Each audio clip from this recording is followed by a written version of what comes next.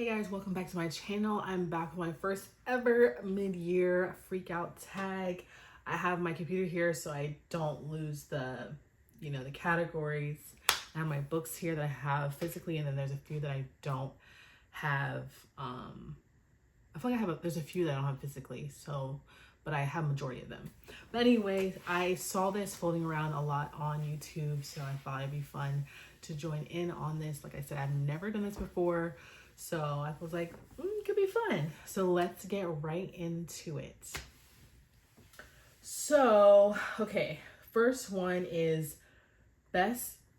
Actually, before we get into it, let me start with the fact that I'm up to like 33 books, which I'm doing good. 2 books that I've scheduled my 65 book goal. Amazing. I am hitting a little bit of a slump like last month in June from like that's my normal time to like read less books. I think I read like 3 maybe. But I still am feeling confident that I won't feel like rushed to end and I will hit the goal. So I'm happy about that. I don't feel like I've read amazing books this year, unfortunately. Like most books have been just okay. And I'm just hoping the latter half of the year I will have some books that I am like loving. So yeah, we'll see. But anyway, the first one is best book you've read so far this year. And I have the physical copy of this one. I'm gonna have to give it a fourth wing. I really wasn't trying to read this because everyone was talking about it, and sometimes when I hear so much people talking about it, I don't want to read it. And that's how I felt about fourth wing. But my friends are talking about it, and the third one was coming out, so I was like, you know what? Let me start it. Picked it up, and I actually loved it so much. It's like one of the few 5-star reads I've given this year. I just loved the world. I loved everything about the characters. Despite the main character being slightly annoying, I just don't like annoying characters, but I even still liked her. So yeah, I really love this book. So this is the best book I've read so far. I don't know if that's like, it makes me sad because this is the beginning of the year that I read this as well. Like I need another great book to read. So like I need to figure it out. The second one is best sequel you've read so far. I feel like I haven't read a lot of sequels this year. Not really. I don't think I read a lot of sequels. So I realized I don't have the book because I got it from the library. I think that's what it was. I got it from the library. So I have book 1, the King of Wrath series. What's the second one called? Does it even say it in here? I don't even know if it says it in here. I feel like, no, it doesn't. I think it might be King of Pride. I will put it here once I figure it out later. But anyway, I think it was the second book of this one was called King of Pride. That's the only one that I read that was like a sequel, I feel like, this year. You know what? Maybe I should go with another answer. Now that I'm like, I thought I had my answer. Now I feel like I'm going to switch it. But you know what? It's fine. I'm going to go with 2. The sequel to King of Wrath, I loved even more. I think it was King of Pride. That sequel was great. I loved it better than King of Wrath. I also started the Zodiac Academy series, and I think, if I remember correctly, the second book of that series, I don't remember what that second one is called either. I read that on my Kindle, so I don't have the physical copies. But yeah, I'll put it on the screen as well. That is also the one that was a great sequel to me, like for what it was. Yeah, I'm gonna say those are my 2 answers. The next one is next release you haven't read yet but want to. That one's easy. I want to read the new book by Ashley Poston, and it sounds like love. I actually really like her writing. The last book wasn't my favorite last year that came out, but it still was very like enjoyable overall. So I think this is one of my new, will be my new favorite authors from actually it's been about 2 years since I discovered her books. So I'm really looking forward to reading this book this summer. It's on my summer reading list. And yeah, I can't wait to see what the story is. I really love her magical realism that she brings to the story and the romance. It's a good time. So that's the one I'm looking forward to reading. Okay, next is the most anticipated release for the second half of the year. And that is Every Spiral of Fate. I can't even talk. I'm so excited. I literally love this Woven Kingdom series so much. When I get the books, I read them basically in 24 hours nonstop. I'm reading it's a very slow burn to me, But that's what I love. I love a slow burn.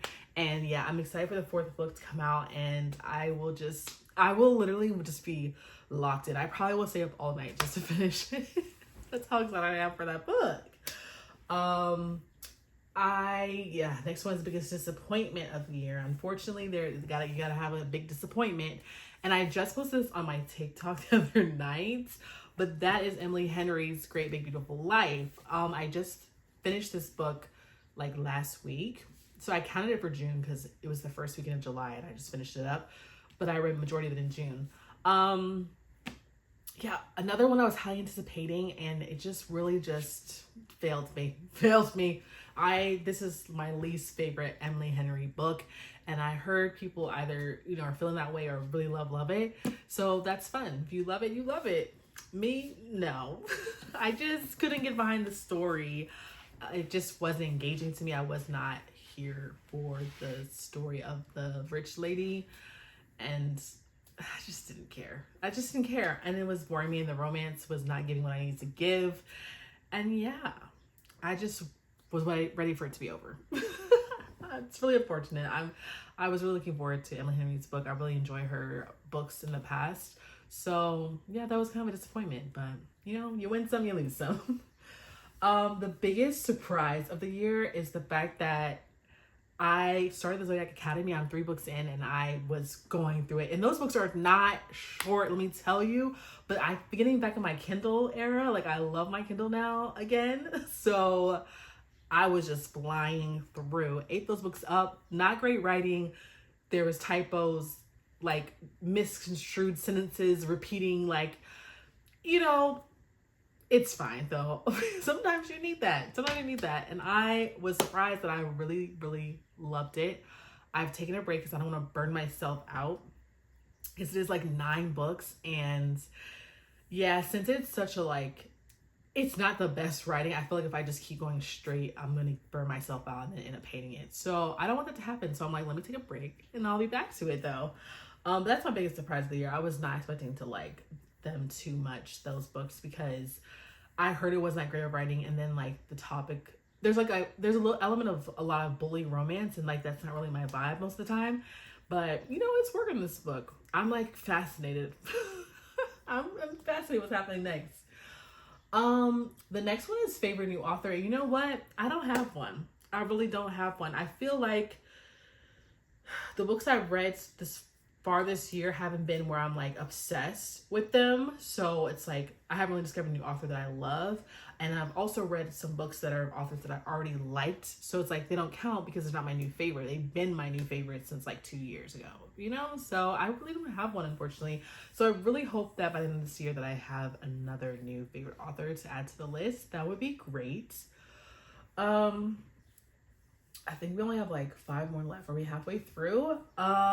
Newest fictional crush. To be honest, I don't really be having fictional crushes. Like, what I consider a fictional crush.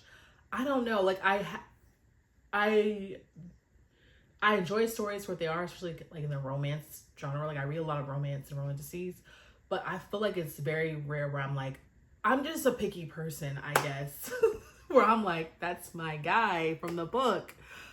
Yeah, I guess it's just me. But my favorite this year actually is a toss-up between 2 books, but I decided to go with the Love Lyric Angel from this.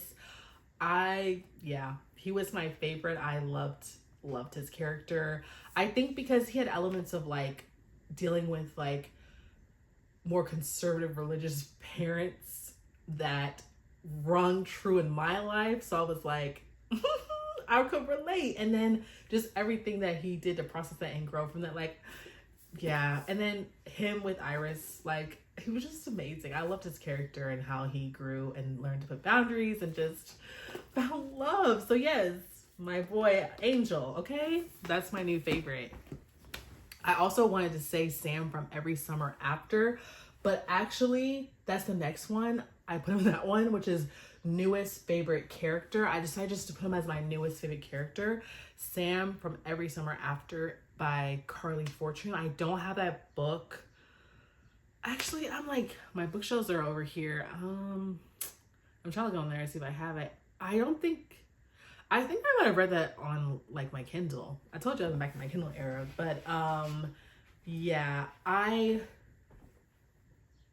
like I had a very visceral reaction reading that story, especially like towards the end. And it's on my TikTok. If you want to see me sometimes have these little crash outs about books, I do that on TikTok. But I still think he's the best character, my favorite character. I just love the journey of seeing him grow up and like his story with her. I just thought he was great. And like you know, it it could be more for sure. Like I could have had a little bit more growth in the book, but overall, from like seeing him as a kid to going to adult and what he had to deal with from a kid to like as an adult, I just think yeah, he was really like so sweet, so special, and I just loved him. I loved Sam. Book that made me cry. So I'm not really like people would say like, oh, I'm emotional, I'm a crier. I feel like that was me younger. Like I have moments of emotional like I feel it, but I don't actually cry. Like I don't know how to explain it. So I can't really say a book made me cry, like actually cry. It's been a while since a book actually made me do that. I feel like I'm more apt to like shed some tears in a movie than a book lately. But the one that had me feeling the most emotions, we'll call it that, the most emotions where I was feeling it was an Abby Jimenez book. Okay, let me tell you, she knows how to write those emotions.